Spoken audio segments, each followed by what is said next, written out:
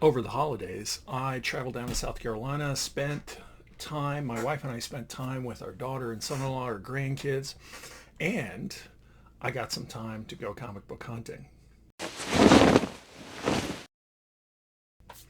This is James for Read More Comics. Please do like, share, subscribe. Hit the bell in the corner so you get notifications anytime I post new content. As I was saying in the intro, I had an opportunity to travel down to South Carolina, and that's pretty much what a lot of families do. They get together, especially in the States, and it involves some traveling. We drove down there, and it was a wonderful time.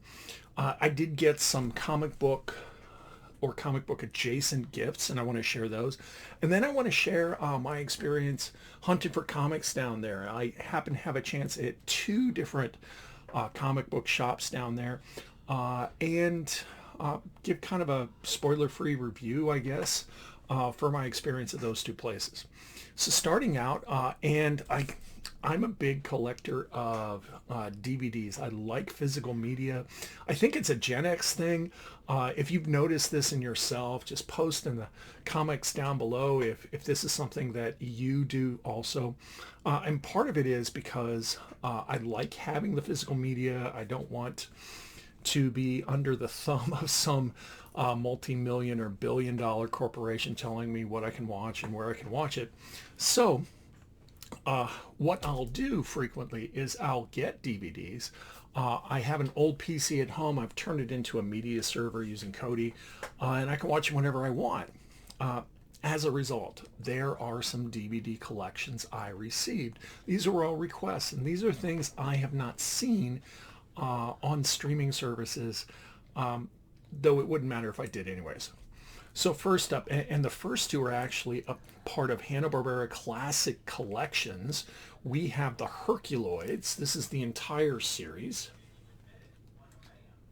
So definitely a comic book adjacent series. It's only, 26 issues, 2-disc set. If you get a chance, and I'll tag it in the description, there is, I think it's Nostalgia 411, who does this wonderful kind of take on old cartoons. And it's 15 minutes. He kind of went through, hey, this is the history of this series. It's an amazing show. And this makes it comic book adjacent. Alex Toth of serious comic book credentials right there. He did all the character work, all the setup for this series. So definitely recommend this. I'm looking forward to popping this out and watching it soon.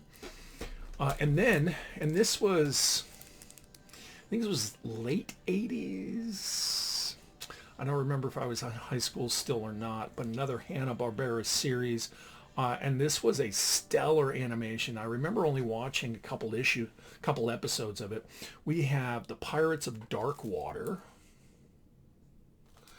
This was also made into a comic book series. It's not very long. I think it only had like 26 episodes again, I think. I don't know. Wonderful Saturday morning cartoon, and that's kind of this nostalgia itch I'm going for with both of these. I remember this one when I was a really little kid. I didn't see a lot of it. It was always wrapped up with Space Ghost, and then middle school or high school, I don't remember which one it was, I saw that. This one, this is a movie that came out just a few years ago, I think right around the pandemic. We have Prey. I recognize it's available on Hulu. Right now, I'm not subscribed to Hulu, so this isn't one of the best, in my opinion, Predator movies I've seen, and so wanted this to be a part of my media collection. The next thing, this is not comic book adjacent, this is actually a comic book, and it's inspired by a series I watched on Netflix. So during the pandemic, Sweet Tooth came out. It was broken up into 2 seasons, I think, with a year or so in between. Loved the series, and when I heard it was a comic book series, and then I saw that the Compendium came out, it was kind of a must-have. So we have Sweet Tooth. This is the Compendium by Jeff Lemire. He did the writing, and he did the art. It seems, when I'm looking at it, compared to the Walking Dead compendiums, it's still pretty thick. It is has all 40 issues in here, and then it has some back matter in the back. Which does it? I haven't gotten around to reading it yet. No, it does not. It just goes right to the end of the series. So I'm looking forward to reading this. Love the series, so I have really good feelings that this is going to astound me. And then another kind of comic book adjacent book. Last year, to give you context, I read The Rise and Fall of the Galactic Empire, which was a historical fiction type piece. It was written by an actual historian, but he was taking it from the perspective of a historian who ended up joining the rebellion, and he kind of tracked the entire rise and fall of it. Even had citations and stuff like that. It was a really cool read. As a social study teacher, I enjoyed it. I got a fuzzy there. Dogs. Anyway, so we got Battles That Change the Galaxy. It's a bigger book, as you can see, and will oftentimes, here, let me open it up so you get a look at this. So they'll have these amazing graphics and timelines, and they walk it through all of the movies. It goes from episode 1 or pre-episode 1 all the way to the downfall of the First Order and the Final Order in episode 9. And they kind of break it up into those chunks. They have maps, they have diagrams, they kind of walk through each battle, each major battle, and go, hey, this is how it changed it. What I really enjoyed was some of the battles that are mentioned, but it's kind of like something that already took place. So like the Battle of Jakku, really enjoyed reading this. I kind of spent my time while we were down in South Carolina because it's a lighter read compared to Sweet Tooth. I felt I could just read a couple pages here and there. So if you're a Star Wars nerd like I am, this is a solid book. One of the presents I got, my daughter was like, well, hey, what do you want for Christmas? And after doing some research, and I kind of had done the research already, there was an LCS down there called Captain's Comics. She gave me a gift card. So I went there, and keeping that in mind, I got a pretty healthy stack of books. We got that right there. It is an older LCS. I talked to the proprietor down in Charleston. He said the LCS had been opened for 40 years. Originally it was Captain Lou's Comics because the founder was named Lou, and he was a big fan of the WWE, and it just morphed into Captain's Comics when he purchased it because he's not a WWE fan. It's well organized. It's small, compared to even my LCS. Had a fair amount of dollar bins. Now here's the kicker. I told my daughter, it's like, hey, I want a gift card and I need a grandson to go with me because I wanted to spend time with him. So I took my second oldest grandson. He's big into manga. He's in middle school right now. Wow, that makes me old. And so we went down there and I was teaching him how to dig through comic books, and he was helping me find books. I'd tell him, it's like, hey, I'm looking for this, looking for that. I showed him how they were organized. And so they kind of had in their back issue space, they had the books on top. They had two layers, kind of on a tabletop and below the tabletop. The stuff on top, that was all their prime books, and they varied in price from, I saw some that were like $3, $4, $5 to $10. Okay, and then below that they had a bunch of dollar bins. Didn't get a chance to dig through the dollar bins, and it never made it back there, even though I thought about doing it. That'll be next time, I guess. So let me show you what I got. And I stayed focused on my 2025 collecting goal when I was doing this. And I also had a middle schooler. And so I did not have as much time to kind of make key decisions. Key, not like in comic book keys, but like, hey, which ones do I want? Which one don't I want? I'm happy with what I got, though. At Captain's Comics, the staff was exceedingly helpful. I talked to the owner. He seemed like a really great guy. They had a lot of pops and other collectibles, statues. They had a small manga section. And they had a pretty decent new comic book section. They had those on those shelves that you typically see where it's kind of like magazine shelves going up the wall. And then the back issues are all in long boxes. And it was a really fair collection of back issues. I didn't find the books I really was looking for, which is kind of a disappointment, but it is what it is.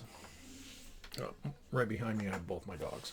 So first up, we have, this is a New 52 book. We have Batgirl, issue number 3. I want to say this is an Adam Hughes cover because he did the first couple.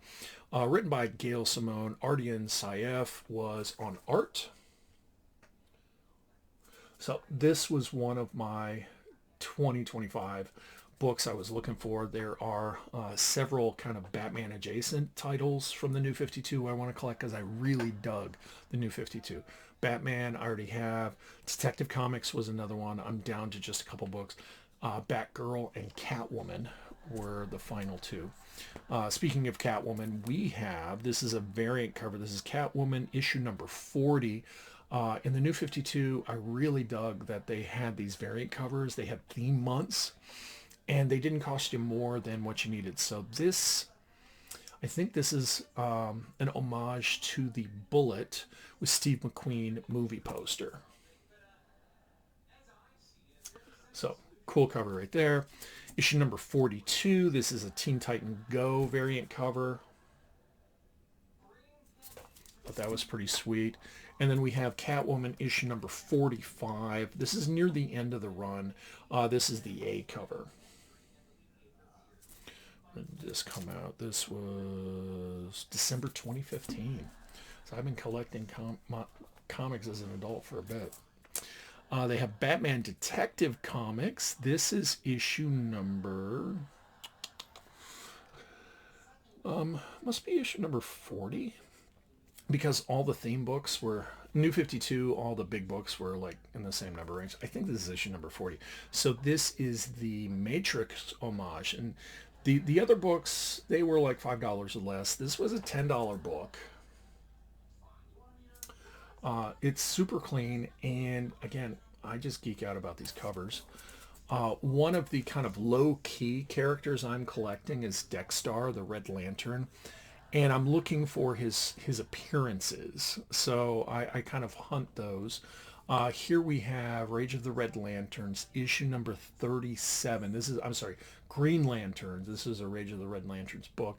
And I want to say, I don't know if this was a New 50. No, it can't be a New 52 book. So anyway, this predates New 52. They had a Silver Surfer Volume 3 book that I needed. We have issue number 128. Cool Spider-Man and Daredevil on the cover. And then the rest of them, honestly, I didn't find any of the books I needed, but I had gift card money burning a hole in my pocket. So we got some Uncanny X-Men that I needed. I got issue number 201, which is first appearance of Baby Cable. So this was a $10 book. And then we had issue 449. That's a gorgeous cover. So, look, Greg Land. That's an awesome Storm cover. We have issue number 541 with Juggernaut like laying the smack down. No, this can't be Juggernaut. I haven't read this part of the Uncanny run. Another Greg Land cover though. We have issue number 451, so apparently my books are not in order yet, with X-23 on the front, on the cover. Have issue number 452. Issue number 454, I think this is the Hellfire Club. I think so. Issue number 455. This is with, what's her name from? I don't remember. Anyway, I'm drawing a blank. I'll put it right down here, right here. Okay. Issue number 456. And then the last book I picked up, this is a reprint of The Walking Dead issue number 1. This came out right around 2015-ish, also where comic book stores could purchase this variant cover with their comic book, store on the front cover. Now, granted, all they did, they put the title on the store in the font and style of the LCS. What's actually in the store is not it. But I got one of these, and I got the proprietor to sign it for me. So I thought that was pretty good. Definitely recommend Captain's Comics. Really great staff, and it's exceedingly well organized. The second place I went to was Soundwave Comics, which is in Somerville. That's a town right outside of Charleston. And it was actually closer than to my daughter's than Captain Comics, which is one of the reasons why I never made it back there, because it was a good 20-minute drive to get there. They had a huge storefront, okay, and they clearly had been there for a while, but the inside of the store looked like they'd recently moved into it. Like there was wire rack shelving just kind of stacked along a wall. They had a ton of long boxes, but the way they were laid out, I wasn't sure if they were just storing their back stock right there on the floor, or if they wanted people to look through it. But they sent a very different vibe, where they had dozens and dozens of long boxes stacked 4 high, but they were all closed, and they'd have stuff on them. When you'd go in, they'd have that magazine shelving where you'd expect to see comics, but it was pretty empty. And they had some other media too. They had some records, they had some DVDs, but they weren't DVDs anybody, like, in my opinion, would be looking for, So I think the owner was there, and he seemed like a nice enough guy. It's just like, he asked a couple of, hey, is there anything? No.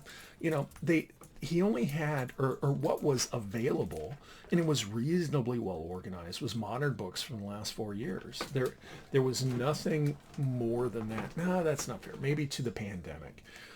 So it was kind of disappointing. I only walked out of there with 2 books. They're books I wanted, and I try when I go to an LCS outside of my area, I try to pick up some books. So we got, this is the N2099, but this is the Lead Killer variant.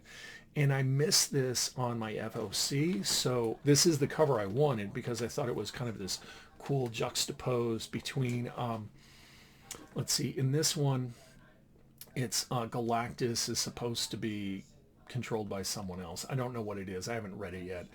And then we have, not Dormammu, Mephisto on the cover. So